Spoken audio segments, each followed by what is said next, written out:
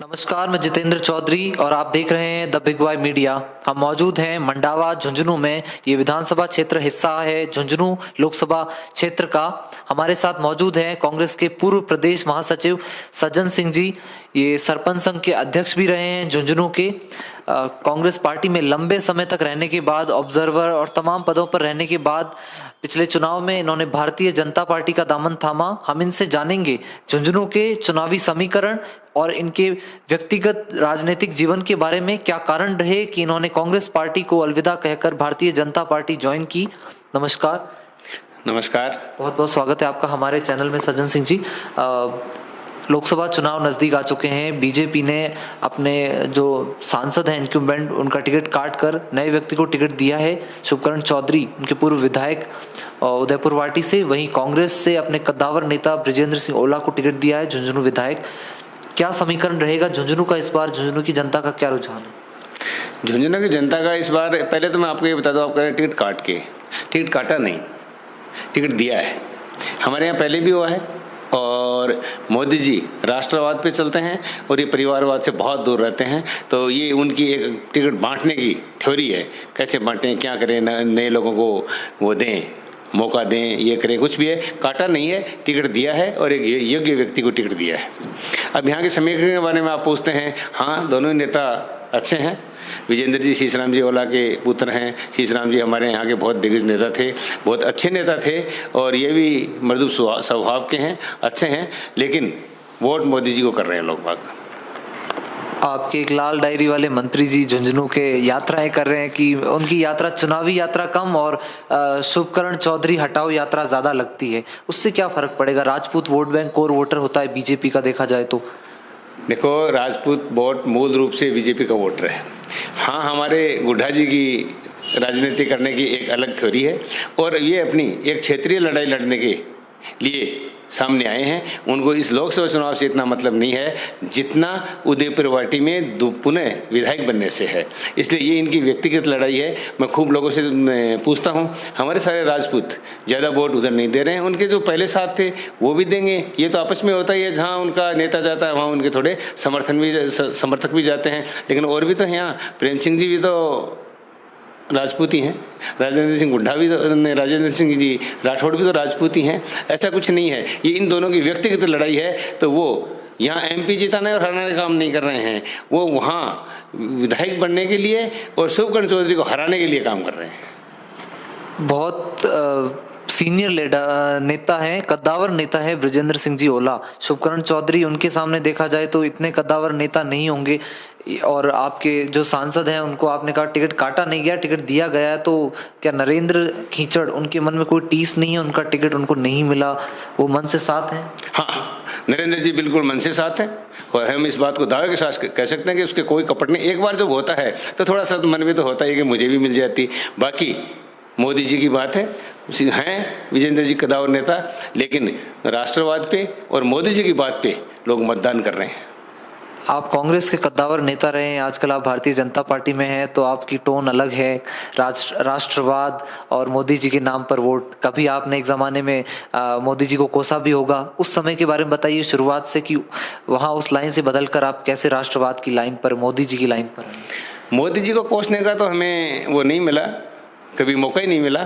क्योंकि जब से इनके बारे में हम परिचित हुए और फिर ये प्रधानमंत्री बने, इनका काम करने का ढर्रा, इनका बोलने का और राष्ट्रवादी नहीं, अंतिम व्यक्ति के पास पहुंचने का। मैं सरपंच रहा हूँ, पहला प्रधानमंत्री है जिन्होंने हमारी मीटिंग ली वहाँ दिल्ली में और एक एक व्यक्ति को पूछने की कोशिश की कि मेरे भारत के आखिरी व्यक्ति की स्थिति क्या है। और आप लोग भी जगह जगह घूम रहे हैं, आप देख रहे हैं। मैं पहला प्रधानमंत्री देख रहा हूँ, मेरी उम्र भी 60 साल हो रही है। पहला प्रधानमंत्री देख रहा हूँ जो 3.5 घंटे से 4 घंटे तक सोता है, सिंपल तरीके से रहता है। लोग कहते हैं कपड़े से पहनता है, अगर फटे पुराने कपड़े पहन के जाएगा तो क्या विदेशों में उनकी छाप अच्छी रहेगी? क्या भारत की साखें निखरेगी? ये विरोधी जो बात कहते हैं, उन बातों को सुनने में भी कोई मज़ा नहीं आता। ये ऐसे हैं, बेबाक बोलते हैं और एक योजना को लेके काम करते हैं। तो इस प्रधानमंत्री के व्यवहार से, इनकी बातों से, देश का विकास करने के तौर तरीके से सभी लोगों को किया है। आपने देखा होगा कि अभी तो यहाँ तक देखा इसने कि नाई को क्या किस चीज़ की ज़रूरत है, खाती को किस चीज़ की ज़रूरत है, कुम्हार को किस चीज़ की ज़रूरत है, जबकि प्रतिपक्ष के लोग तो उसको जानते नहीं।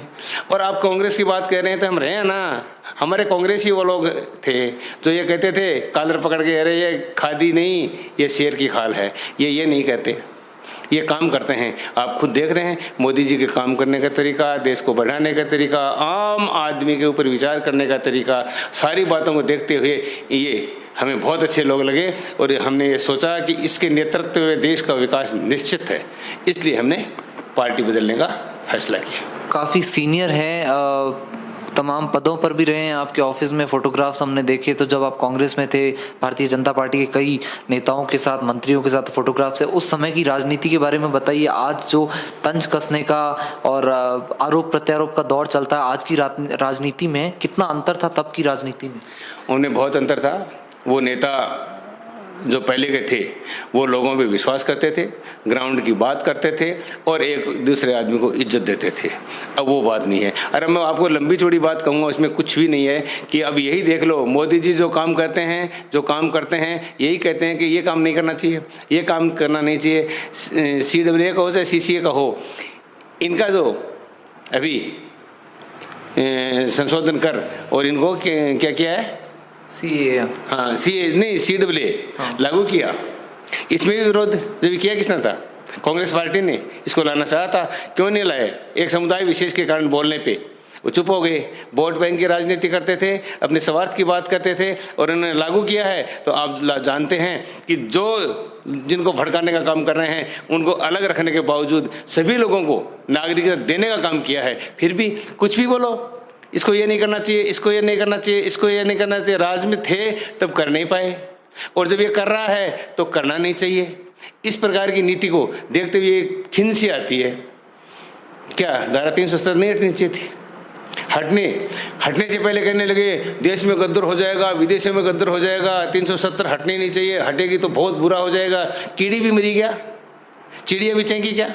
फिर राम मंदिर की बात आई, राम मंदिर में बहुत से लोग मर गए थे, बहुत से बाबा मर गए थे, बहुत से सामने वाले लोग मर गए थे और ये हो जाएगा तो यहाँ तो खून की नदियाँ बह जाएंगी। बताओ, कहीं छोटी सी खून चिलकता हुआ भी देखा क्या? कहीं कोई बोला क्या? और कितना बड़ा राम मंदिर बना दिया, देश और दुनिया में बना दिया, मुस्लिम कंट्रियों में बना दिया और बिल्कुल व्यवहार के साथ और एक योजना के तहत बना दिया। आज कितने लोग खुश हैं कि जाते हैं। और फिर मैं तो ये भी कहूँगा, मोदी जी पटेल की मूर्ति बनाई हो, चाहे अयोध्या में मंदिर बनाया, तो उनकी भी सबकी एक सिस्टम से काम कर रहे हैं जिससे देश की आय बढ़ेगी, आम व्यक्ति की आस्था बढ़ेगी और देखो काम जो हो रहे हैं उनकी सराहना की जाएगी। और अपन लोग नहीं करेंगे तो ये है, टांग खींचने से क्या आता है? हिम्मत है तो ये करो ना कि ये कर रहा है उससे ज़्यादा काम कर दूंगा।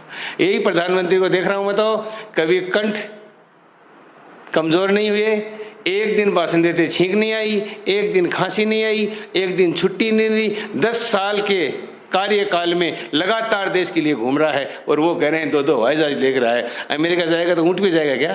पैदल जाएगा क्या? है मतलब बेशर्मी बातें कर रहे हैं। लेकिन अपने कहते हैं लोकतंत्र है, अब इस लोकतंत्र का नाजायज फायदा उठा रहे हैं। फिर आप कह रहे हैं ईडी की सीडी की इनकी बात। अरे ईडी सीडी क्या है? पुलिस चोर पकड़ने जा रही है, चोर को ही पकड़ा है, उसके बाद भी पुलिस गलत काम कर रही है। एक व्यक्ति को बताओ जिसके ऊपर ईडी का छापा पड़ा और वहाँ धन नहीं मिला। अरे दीवारों में धन, अलमोरियाँ भरी हुई। अच्छा क्या कर रहे हैं उन नोटों का? और सारे के सारे कांग्रेसी और कांग्रेस के लोग या उनके साथी, कहीं उनकी महिला मित्रों पे, कहीं वहाँ उनके मित्रों पे, ये इस प्रकार की इनकी वो है। तो सामने जब पता नहीं चलता है, हर देवता को पूजते हैं और पता चलता है या तो भूत रहता है तो कौन पूजेगा? इसलिए मोदी जी के नेतृत्व में देश विकास कर रहा है और पहला प्रधानमंत्री है। हर MP जीत के जाते थे देश से और एक प्रधानमंत्री बनाते थे। पहला प्रधानमंत्री है जो पहले MP बनाता है और फिर प्रधानमंत्री बनता है। लोकल स्तर पे देखा जाए तो झुंझुनू की क्या क्या मांगे हैं जिन पर ये चुनाव होगा, और बीजेपी का सांसद, अगर आपका सांसद चुने झुंझुनू की जनता तो क्यों चुने? क्या यहाँ की मांगे हैं जिनको लगता है पूरा कर पाए? देखो, लोग तो कहेंगे काम के लिए, मैं कह रहा हूँ ये तो लोकतंत्र की प्रक्रिया है। कोई काम करेगा नहीं करेगा तो भी एक MP तो जीत के जाएगा, ना तो सप्लीमेंट्री आएगी और ना ग्रेस आएगा, है हार और जीत तय है। ये तो है देश की संवैधानिक प्रक्रिया। अब ये क्या करेंगे क्या नहीं करेंगे, शीश राम जी के बारे में तो हम कुछ नहीं कह सकते। वो तो थे एक कद्दावर नेता और थे एक बहुत बढ़िया आदमी, इसकी कोई बात नहीं है। अब हैं ये भी बेबाक बोलने वाले हैं, काम करने वाले हैं। शुभकर्ण जी जाएंगे तो इसमें कोई दो राय नहीं, और नरेंद्र जी के भी कोई ऐसा नहीं है, और हमारी अलाव जी थी वो भी 10 टॉप एमपीज में सम्मानित रही है। मैं तो मानता हूँ कि शुभकर्ण जी जाएंगे तो इसमें है काम करने की क्वालिटी और लोगों को अच्छा फ़ायदा देने की, और केंद्र से जो भी योजनाएं होंगी हमें विश्वास है पूरा का पूरा कि वो यहाँ लेके आएंगे।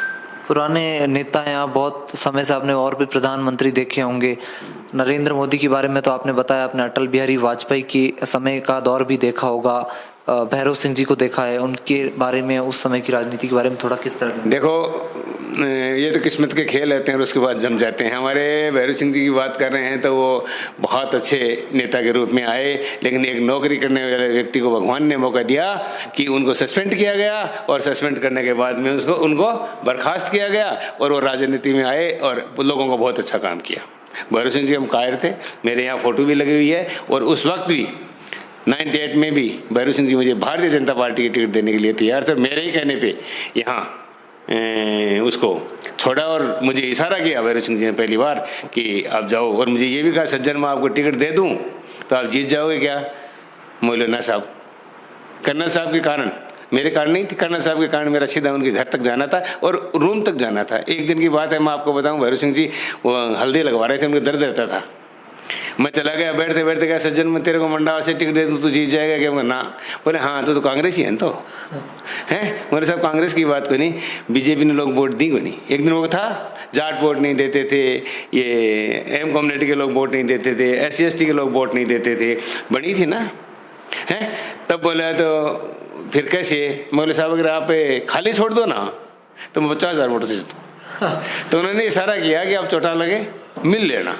बड़े आदमी थे, एक लाइन में गए थे, तो मैंने चौटाला जी की मीटिंग कराई। इतनी बड़ी मंडावा मीटिंग हुई जो आज तक नहीं हुई है, खाली भी रह गई, लेकिन चौटाला जी ने गड़बड़ करके एक दूसरे उम्मीदवार को उन्होंने टिकट दे दी, इसलिए उन्होंने उस वक्त चुनाव नहीं लड़ा। तो वो तो सैद्धांतिक लोग थे, उनकी तो बात ही अलग है। अटल बिहारी जी को भी प्रधानमंत्री के रूप में आपने देखा, उनमें और नरेंद्र मोदी में कोई समानता है या क्या कोई भिन्नता? किसको आप 1 नंबर, किसको 2 नंबर इस तरह देना चाहिए? 1 नंबर उनमें समानता है कि इन दोनों में कूट कूट के राष्ट्रवाद भरा हुआ है। राष्ट्रवाद के ऊपर काम करते हैं और योजनाबद्ध तरीके से करते हैं।